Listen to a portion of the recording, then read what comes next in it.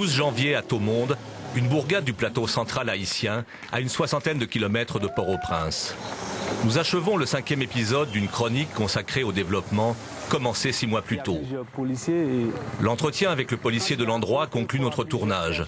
Il évoque ses problèmes d'effectifs. Il est 16h53. Une force de police qui travaille au bénéfice de la population. Dans le viseur de la caméra, l'image bouge, le sol se dérobe. C'est le séisme. Il dure près d'une minute. Nulle panique dans le village. On sourit, personne ne mesure l'événement. Le téléphone est coupé. Ce n'est que de retour à notre hôtel que nous en apprenons progressivement la gravité par une faible connexion à Internet. Nous partons vers Port-au-Prince au lever du jour. 1 heure de route jusqu'au premier faubourg.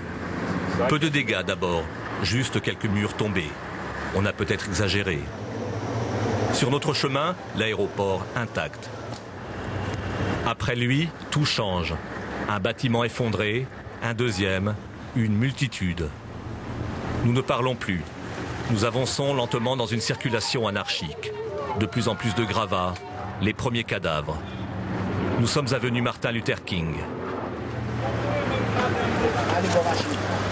Mètre après mètre, nous nous frayons un chemin dans ce qui reste des rues. Partout, le même spectacle de ruines et de corps. Peu de bruit en dehors de celui du moteur des voitures, peu de cris, pas de sirènes et d'ailleurs pas de secours. Un chaos presque silencieux et sans espoir, l'hébétude.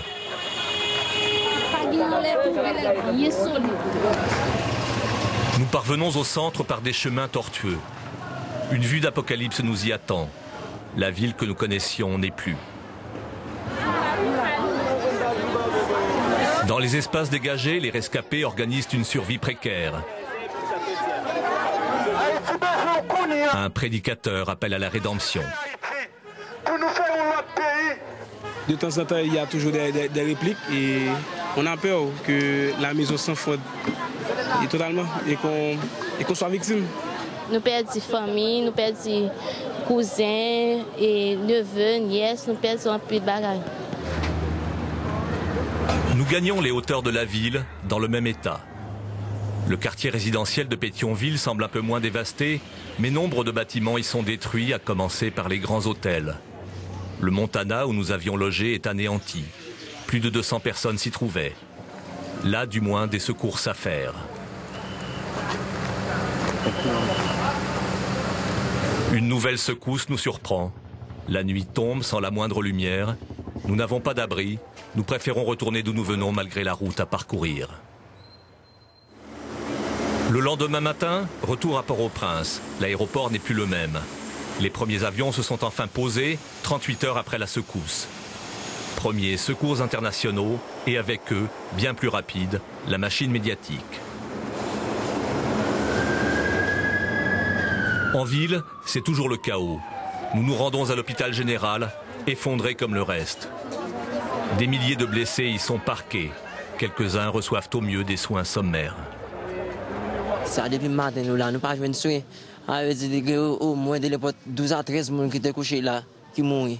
Manque de soins. On a souffert, les gens pas arrêter encore. On est obligé de mourir même depuis mardi, on compris même beaucoup jeunes. Ici, comme ailleurs en ville pourtant, les secours et personnels soignants haïtiens se sont immédiatement mis à l'œuvre. Leurs moyens sont seulement dérisoires au regard des besoins. On attend de l'aide de n'importe quel pays ami. Et en principe, il doit venir. Simplement, ça ne va pas assez vite. Un peu plus loin, l'image dantesque de ce qu'on appelle la morgue.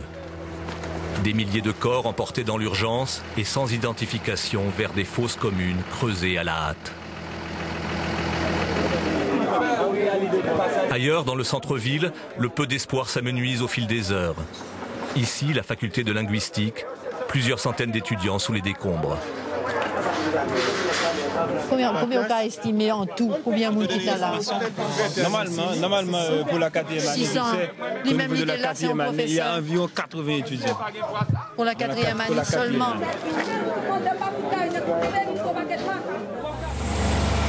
À la nuit tombée, nous nous arrêtons à une rare lumière. C'est le ministère de la Justice. Le ministre fait partie des survivants, vestiges de l'État. Moi personnellement, j'étais sous la décombres, on m'a sorti de là après 3-4 heures. Et depuis ce jour, nous avons travaillé d'abord à faire sortir les vivants, les gens qui se trouvaient, qui ont manifesté des signes de leur présence. Et maintenant, il nous semble que la plupart des personnes qui sont encore là sont mortes. Ainsi s'écouleront encore des jours et des nuits, en dépit de la montée en puissance du dispositif international. L'aéroport, au fil de la semaine, prend une allure hollywoodienne, sous le contrôle d'une armée américaine plus télégénique que le dénuement des sinistrés. Pour la presse, le tour d'hélicoptère est gratuit. Port-au-Prince attire. Des volontaires improbables affluent tandis que des vols médicaux sont empêchés de se poser. Les soldats fourbissent leurs armes, mais des pompiers de Paris spécialisés tourneront près de 3 jours d'une escale à l'autre avant d'obtenir l'autorisation d'atterrir. L'aide parvient de mieux en mieux sur le tarmac et sans doute au-delà, mais en ville on meurt toujours de manque de soins. La faim et la soif se sont installées dans l'odeur des cadavres. On impute les lenteurs à l'insécurité, on invoque les pillages, les deux existent, mais ils restent limités. En attendant que soient dûment déployés 10 000 Marines en armes, les Haïtiens circulent et luttent seuls. Il commence à y avoir des secours ici quand même? Non. On essaie de... nous, les habitants de ce quartier, on s'est organisés, on s'entraide. On voit ça passer là-bas, là-haut, mais c'est tranquille pour nous ici, mais pas encore des aides de l'État. Non loin du centre de Port-au-Prince, le quartier Canapé Vert. Comme partout, des milliers de réfugiés en plein air. 5 jours après le séisme, on s'est un peu organisé. On est traumatisé. Tout le monde, sans distinction.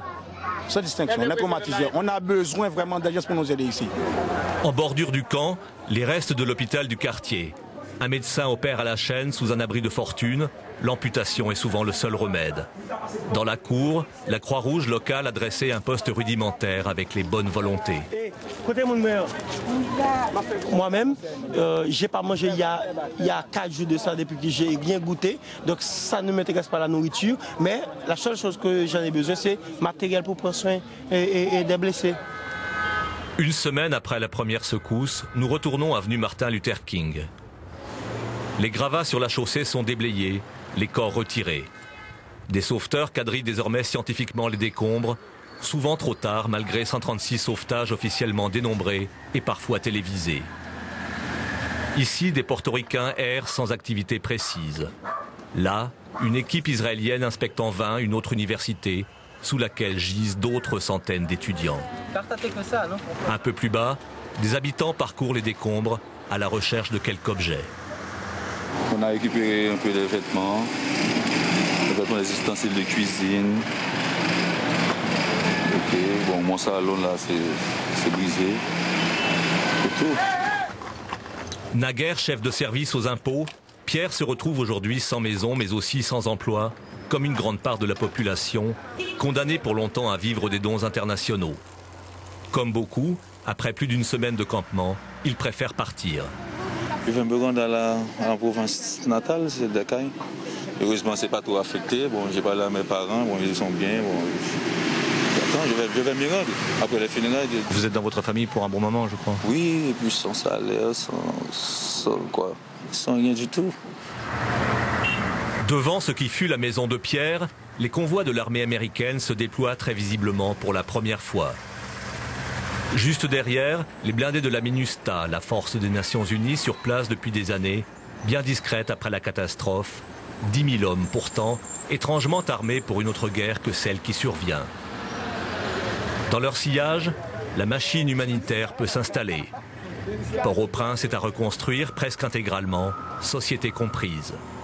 Une nouvelle phase commence, pleine d'inconnus. Elle promet d'être longue.